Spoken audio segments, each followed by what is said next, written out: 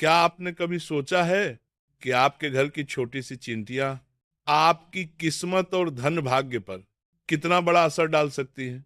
हाँ, वही चींटियां जिन्हें आप रोज अनदेखा कर देते हैं या कभी कभी परेशान होकर हटा देते हैं। शास्त्र बताते हैं कि उनके घर पर आगमन से लक्ष्मी के आने जाने के संकेत मिलते हैं। कहा जाता है जिस दिन चींटियों को सही वस्तु और सही भाव से भोजन दिया जाए, उसी दिन से घर की धन ऊर्जा जागृत होना शुरू हो जाती है। रुका हुआ पैसा चलने लगता है, किस्मत करवट लेने लगती है और जीवन में ऐसे अवसर मिलते हैं जिनकी आप कल्पना भी नहीं कर सकते। आज मैं आपको बताने जा रहा हूं ऐसी दो चीजें जो अगर आपने चींटियों को सही तरीके से खिला दी तो माना जाता है कि इतना धन आने लगता है कि गिनते गिनते थकान लग जाए। हिंदू परंपरा में चींटियों को सिर्फ छोटे कीट नहीं माना गया, बल्कि धन, अवसर और लक्ष्मी के आगमन के संकेतक के रूप में देखा गया है। वेदों और पुराणों में लिखा है कि जहां चींटियां नियमित रूप से भोजन लेने आती हैं, वहां घर की धन ऊर्जा जागृत मानी जाती है।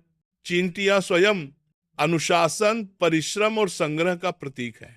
वे बिना थके काम करती हैं, एक दूसरे का साथ देती हैं और भविष्य के लिए अन्न एकत्र करती हैं। हिंदू दर्शन कहता है कि जिस स्थान पर ऐसे गुण उपस्थित होते हैं, वहां समृद्धि का निवास अपने आप बनने लगता है। चींटियों का घर में आना यह भी संकेत माना जाता है कि घर में अन्न और धन का प्रवाह बना हुआ है, क्योंकि धार्मिक मान्यता के अनुसार लक्ष्मी वहीं आती है जहां भोजन की कमी न हो। इसके अलावा शास्त्रों में यह भी उल्लेख मिलता है कि छोटे जीवों को भोजन कराना कर्म शुद्धि का माध्यम है। जब मनुष्य अपने से छोटे प्राणी को भोजन देता है तो उसके भीतर की करुणा जागती है, अहंकार घटता है और इसी शुद्ध भाव के कारण उसकी किस्मत में धन प्राप्ति के नए मार्ग खुलने लगते हैं। चींटियों को भोजन देने से घर में लक्ष्मी कंपन उत्पन्न होते हैं। ऐसे शुभ कंपन जो आर्थिक रुकावटों को कम करते हैं और धन के प्रवाह को तेज करते हैं।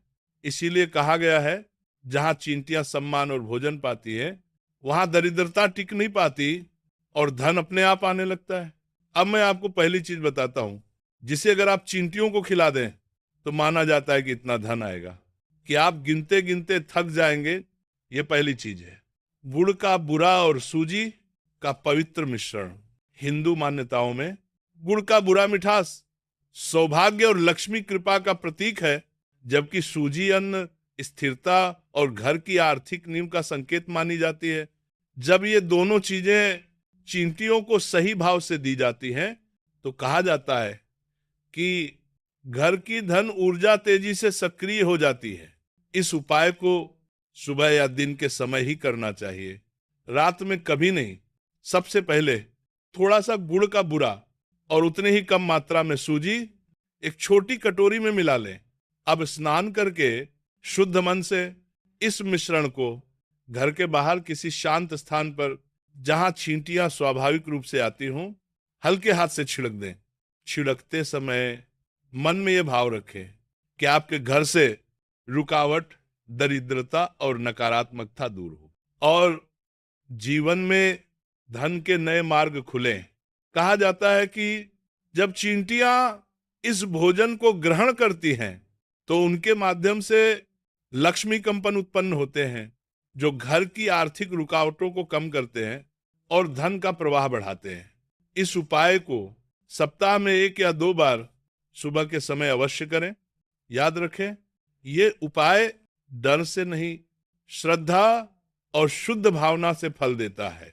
अब मैं आपको दूसरी चीज बताता हूं जिसे अगर आप चींटियों को सही समय पर खिला दें तो माना जाता है कि घर में धन का प्रवाह इतना बढ़ता है कि संभालना मुश्किल हो जाता है। ये दूसरी चीज है, थोड़ी सी शक्कर और घी की एक बेहद छोटी बूंद। हिंदू मान्यताओं में शक्कर को सुख, समृद्धि और शुभ फल का प्रतीक माना गया है, जबकि घी को पवित्रता, तेज और धन आकर्षण की ऊर्जा का वाहक कहा गया है। जब ये दोनों वस्तुएं चींटियों को सुबह के समय दी जाती हैं तो यह उपाय लक्ष्मी कंपन को जागृत करने वाला माना जाता है। इस उपाय को सुबह ही करना चाहिए।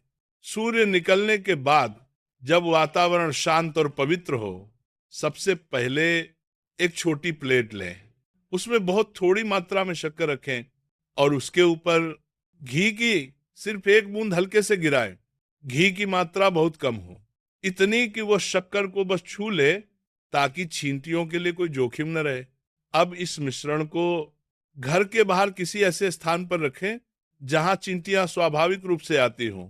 रखते समय मन में ये भाव रखें, जिस प्रकार शक्कर और घी मिठास और तेज का संयोग है, उसी प्रकार मेरे जीवन में धन और अवसर का संयोग बने। कहा जाता है कि जब चींटियां इस मिश्रण को ग्रहण करती हैं तो घर में अन्न समृद्धि, धन, स्थिरता और कर्म शुद्धि तीनों बढ़ती हैं।